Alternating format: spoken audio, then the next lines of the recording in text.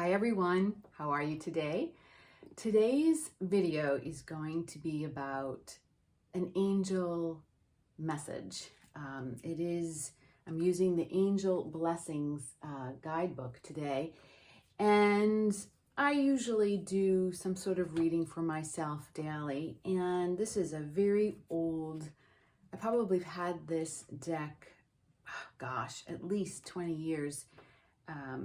And I felt the need for some angelic guidance today.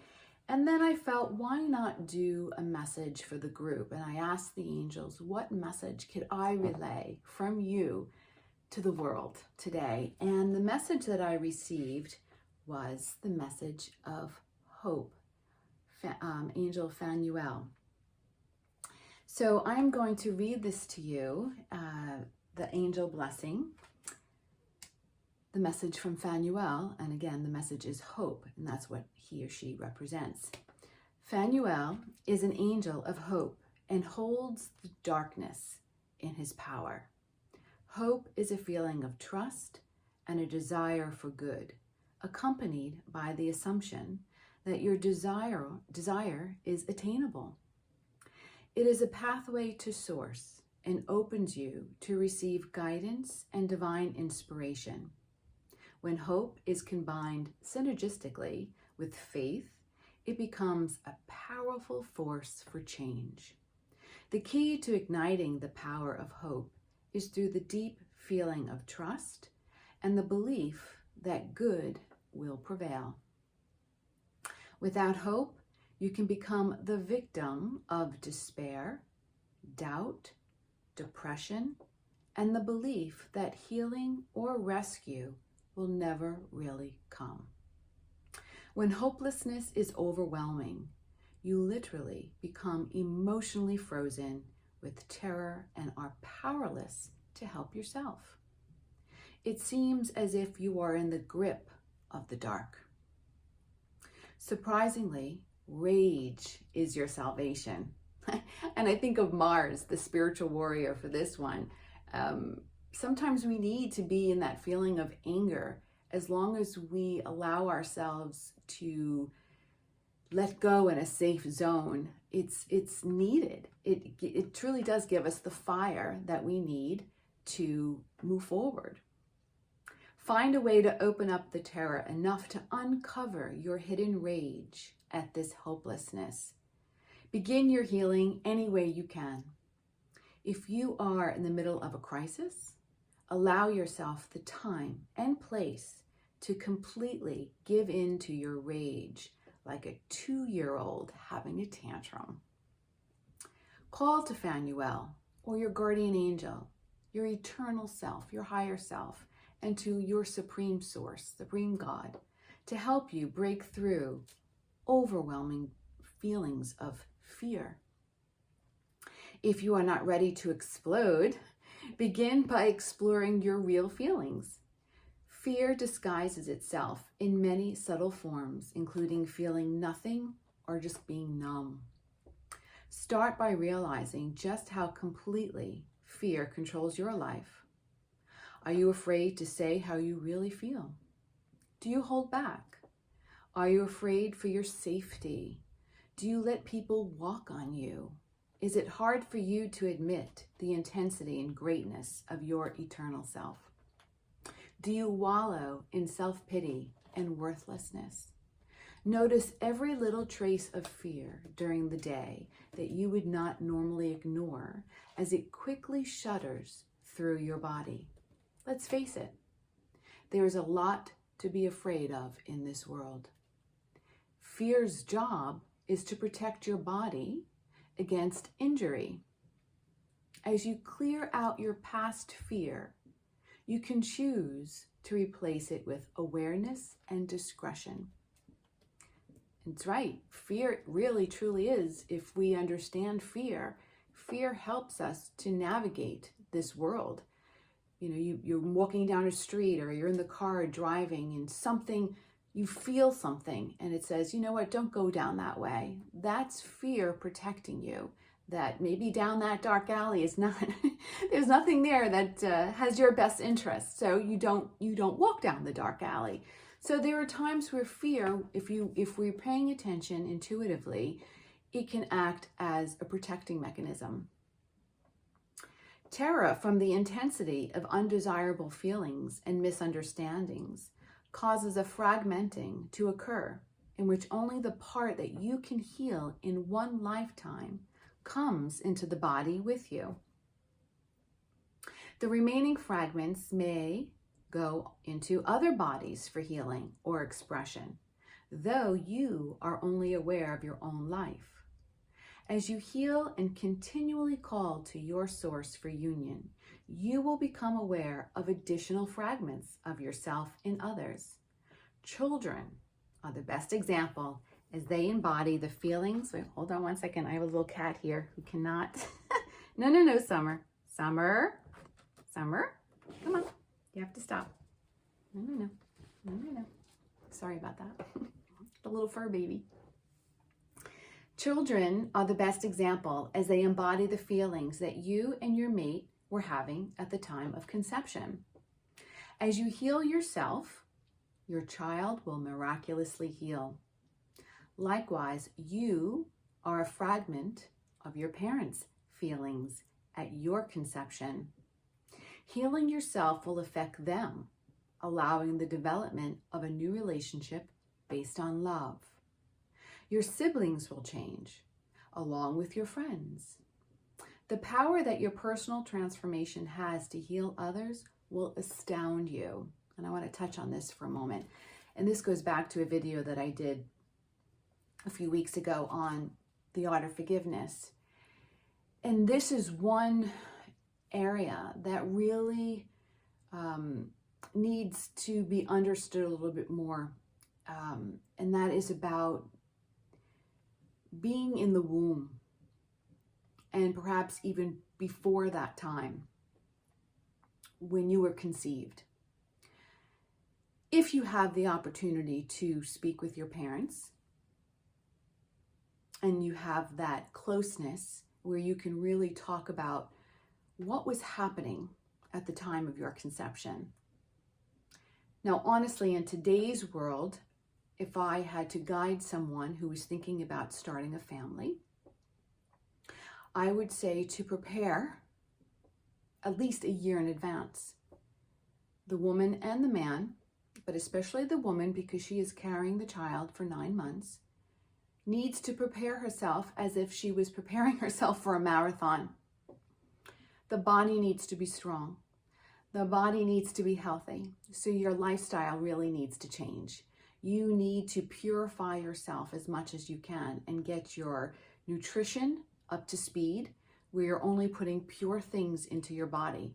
You're bringing a soul into this life. You want to make sure that you are emotionally and mentally prepared for the challenge that's coming, because children bring karma. It's a way, when you have children, it creates karma. That's it in a nutshell. So you need to be emotionally prepared and mentally prepared and physically prepared. You want to make sure that before the child comes, that the time of conception, your lovemaking is in a place where you're both in a place of agreement that you could possibly be creating a miracle at this moment. There needs to be that union of true love. You need to be free of substance, of alcohol or drugs. It needs to really be in a place of that true union and bond between man and woman as much as possible. Now, I know there's other ways of conceiving children these days. So I suggest that if you are using a surrogate or doing it in any other way, that you pray for guidance. One, that if you are going to be carrying the child, nothing changes. You need to make sure that you're physically, emotionally, and mentally fit, because this gives the soul the opportunity to not have to deal with so much wounds from being in the womb, or even before that, from the parents. When you're carrying the child, you want to make sure that you're not, for recreation, you're listening to music that is at a high frequency, that your foods are high in vibration, that your surroundings are of love, that arguments are done amicably if there are disagreements in the home. You want to make sure that you're using, that your environment is clean of toxins, perhaps setting up air purifiers in your house. You want to make sure that you're resting at least 8 hours of sleep and that you're fully hydrated. You want to make sure that you're reading beautiful novels and books, that you're not watching any violence on TV. This is truly, if you listen and take on this advice, the baby will be so much easier to carry. And when the baby is born, the baby will be more at peace. And that will actually help you in the long run so that you can be more at peace. So those are things to consider. But now, in the real world, I don't know, you have to ask if you can have that conversation with your parents. What was the energy when you were conceived? What was going on in the world? Now, for me, for example, I'm, a Vietnam baby. I was born in the 60s, the late 60s, and there was just a lot of craziness happening. I know where my older sister was born, my mother was actually in the hospital giving birth when John F. K. was assassinated. So you can see the environment that some of us were, perhaps born in. My father wasn't even around for my older sister. He was overseas.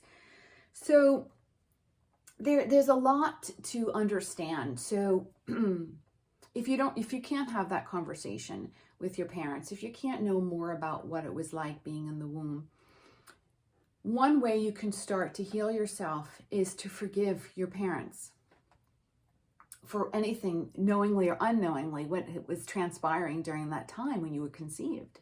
And especially if there's struggle with your parents, great idea to start even when you're from that place when you're in the womb healing.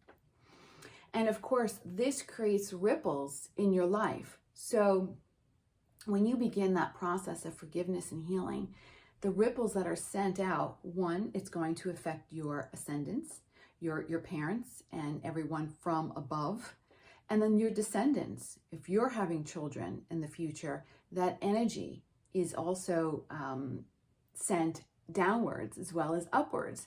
So start with the forgiveness of your parents and allow that ripple, that lightness of being, that healing to affect you. And then again, it's going to affect everyone in your influence, right? This is your sphere of influence. So, and again, if you're having children or if you know someone who's planning to have a family, these are wonderful things to think about, so that your child is coming in as pure as possible. Okay, so as you heal yourself, your child will miraculously heal. So also, if you're having issues, if you already have children, and if they're having healing issues or any kind of disease, forgive yourself and your spouse or your partner, whomever, and was with you during this journey, and ask for forgiveness for yourself, knowingly and unknowingly, and then let that ripple effect help heal your children. This also is for pets as well. Our pets take on and absorb our energies. So if you feel that your pet is in stress in some way, look at it as a reflection of yourself. What in the home environment could be causing stress with your pet? Is it your emotional state, your mental state? What's happening? So those are things to also ask yourself if your pet is having some stress at the time. Okay.